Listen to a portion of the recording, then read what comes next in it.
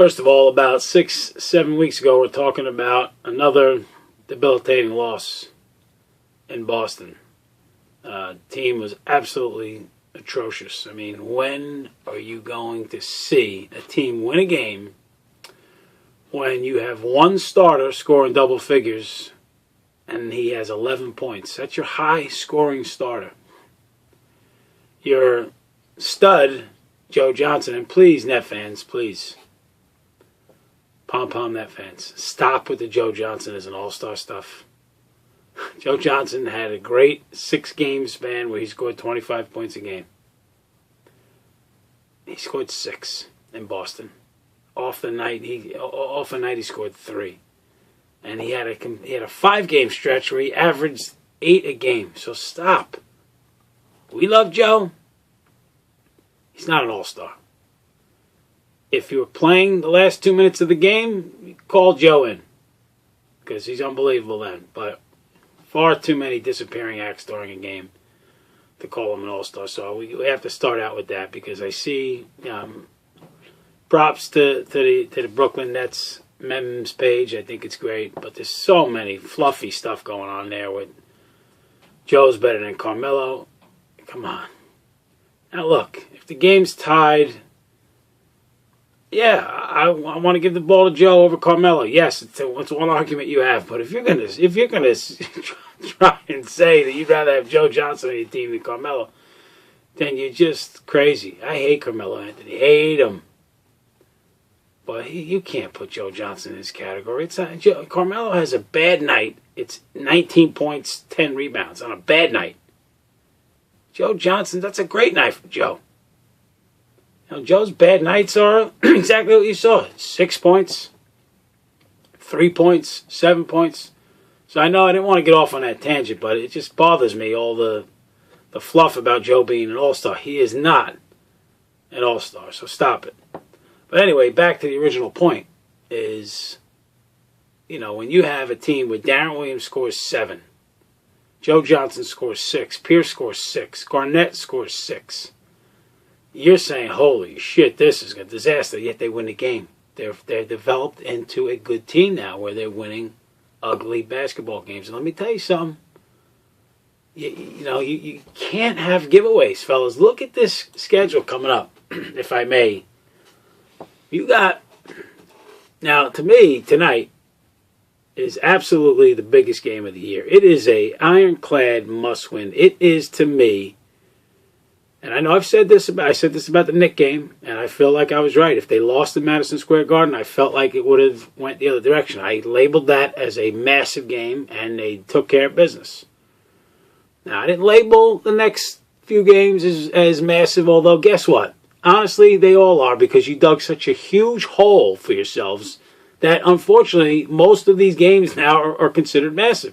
Now, I'm not going to say Oklahoma City's massive, because you could lose it. You're going to be favored to lose that game. Favored to lose. How's that sound? You're going to be the underdog in that game. But tonight, with Toronto coming into town, Toronto has not played well recently, up and down. Coming off a 126-point defensive display against the Clippers. Without DeMar DeRozan, who is an absolute... Now, that's an all-star, folks. That's an all-star, by the way, DeMar DeRozan. Hopefully, for his sake, he's not hurt along. But we get a break. He's hurt tonight. And he's a net killer.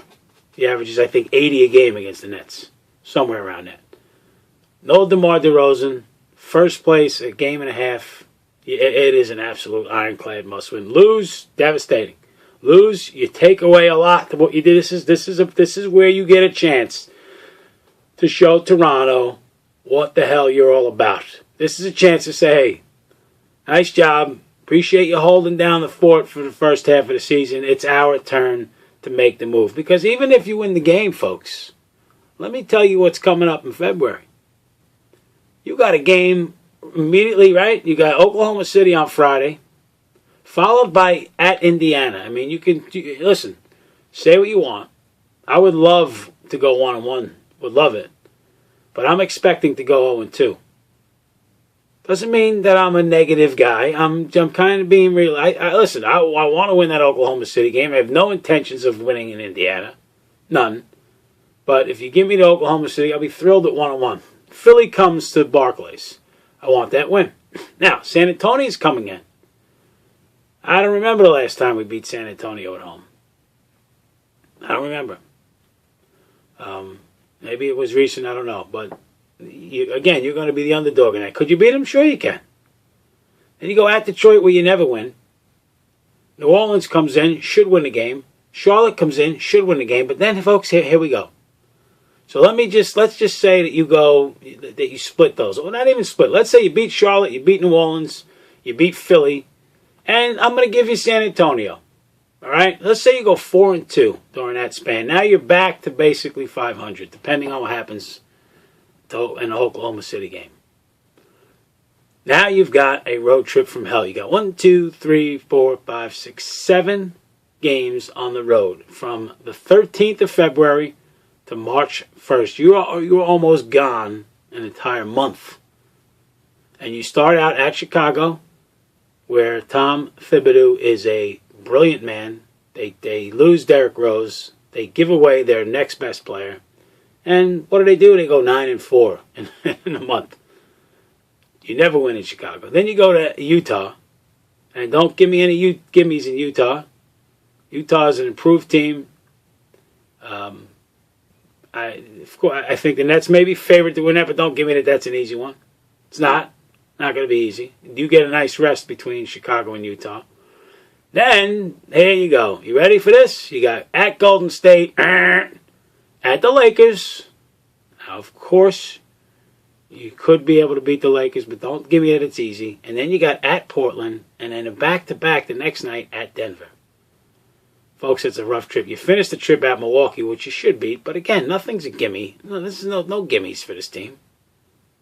So, to me, tonight against Toronto, absolutely 100% critical. And I tell you what, don't make it close. I know you're on a back-to-back, Toronto's rested, but listen, you were in Boston, it ain't a far trip. You played, the best case scenario really played out for us because we played like absolute shit, yet we got the W. So you're banking that you'll come back in this game tonight and play sharper. You can't play any worse. You were terrible.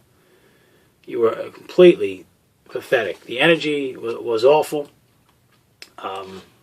Obviously, statistically, we don't have to go through it. And I tell you what, Boston did a great job, by the way. It was a class act by Boston, and they did it right. They did the KG thing first. He spent 5 years there. Of course, Pierce spent 15 or 6 years and 15. And you can't blame Pierce and Garnett for not having their heads. Man, it's a tough thing to do. I get that. I give Boston credit for giving such a great tribute. And I'll tell you what, I like seeing Gerald Wallace play well. He played well last night, man. Gerald Wallace had 12 points. He made that big three, and he looked back at the Nets bench. I like Gerald Wallace. He had 5 rebounds, a couple of assists. Humphrey's numbers weren't there, although he had 6 points, 5 rebounds. But I like the travel he got on Blatch, and he got sparked up. Listen, I like those guys. Those guys gave everything they had when they were here. Especially Humphreys gave you 2.5 solid years, 2 back-to-back double-doubles years, right? And Wallace gave you everything he had. Wallace just doesn't have great ability, and he signed a contract that he got resented for. It wasn't his fault. But I like Gerald Wallace. But clearly, folks, the MVP of this net team is Andrei Kirilenko. Andrei Kirilenko simply does everything right. Nets are in trouble. Nets, the momentum. What does he do? He runs down a ball he steals the ball. It's going out of bounds. He makes the perfect cuts. He knows how to rotate defensively. He knows when to make a pass. I mean, does the guy do anything wrong? Now you're really seeing, and I'm guilty of this. You're seeing why this team was so bad without him. I mean, he is a difference maker. I believe it's 12-4 when he plays. And that's a 12-4 when he plays. Don't quote me exactly on that, but it's around that.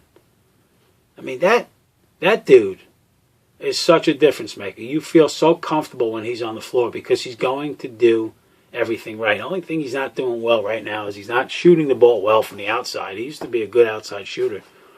he's not even, has zero confidence in his outside shot. You can tell he's not shooting free throws particularly well. But man, does he do everything else. Does he guard? Does he rebound? Does he cut? Does he slash? Does he pass? He does it all. To me, he's the MVP of this team right now.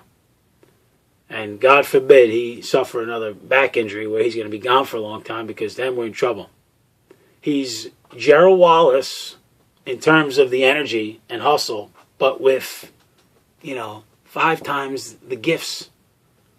The things that we loved about Wallace, how he got after it, but Karolinko is a better version of Gerald Wallace, and of course a lot cheaper. So, and you're looking at, from that standpoint, all the off-season moves, of course the big ones with Boston, Karolinko, under the radar, looks like one of the biggest moves that the team had. Of course, Livingston is doing a nice job. Livingston's a solid pro. So here's my thing, boys. All of this fluffy 10-1 horseshit means nothing if you go down in your own building to Toronto tonight. You can move within a half game of Toronto and send them a message. And folks, I'm looking for a wire-to-wire victory. I'm looking for a punch in the mouth. Come out and show Toronto that it was nice of you. It was nice of you to keep our seat warm. Now get the fuck out of here. It's our turn. Come out, smack them around, have a 6-7 point lead at the end of one, extend it to 13 at the half, and then wire to wire. No DeMar DeRozan. That's their number one player. Of course, Terrence Ross had 51. He ain't scoring 51. The Nets have some decent perimeter defenders. Allen Anderson, who frustrates me with his shot because to me, he misses a lot of open shots. 4 for 10. But he's done a nice job defensively. And you couple him with Karolinko playing defense, and, dare I say that, D won't. Also has been playing some decent defense. He made the key defensive stop, I thought, against Rondo with the 3-point game. Excuse me, as my phone rings. The 3-point game, that he played Rondo pretty well. Of course, KG got the steal. But D. Wills played well. He played okay yesterday. He didn't shoot well, but he had 7 points, 7 rebounds, 7 assists. That's a decent line. And, of course, the nicest thing I like is only 2 turnovers. If he could be a 3-to-1 assist-to-turnover ratio, that's really what you hope for in your star guards. So that's the deal. Smack them in the mouth, take care of business, and then we'll keep our fingers crossed for a split between Oklahoma City and Indiana. Leave me alone.